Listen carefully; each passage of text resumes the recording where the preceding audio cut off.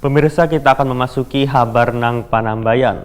Jembatan Alalak 1 nang berada di Jalan Kayu Tangi Ujung Banjarmasin Utara, penghubung antara Banjarmasin Wan Barito Kuala Nang ini resmi ditutup pada Kamarian Senin 1 April 2019.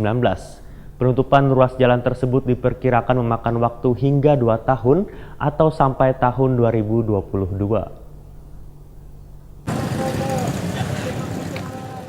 Jembatan Alalak 1 yang berada di Jalan Kayu Tangi Ujung, Banjarmasin Utara yang menjadi penghubung antara Banjarmasin Wan Barito Kuala resmi ditutup pada Kamarian Senin 1 April 2019.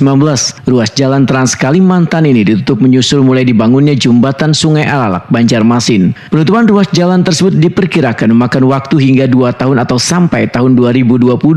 Untuk sementara, beban pengendara harus melewati jalur lain untuk menyeberang sungai, baik dari Banjarmasin ke Kabupaten Barito Kuala atau sebaliknya. Ahmad, seorang pengendara Wetakuni Prima TV, mengaku kada mempersalahkan mengenai mulai diberlakukannya penutupan jembatan Alalak dan rangka pembangunan perluasan ruas jalan penghubung tersebut. Sebagai warga Banjarmasin, tentunya, ujar Ahmad, harus mendukung penuh keputusan pemerintah kota dalam pembangunan yang lebih baik ke depan. Kalau pandangan pengalihan arus ini cukup membebani lah untuk yang beraktivitas sehari-hari. Iya. Ada bapak bang ya. Baik. Mendukung aja lah program pembangunan jalannya. Ya apa ya, kalau mau kan mau.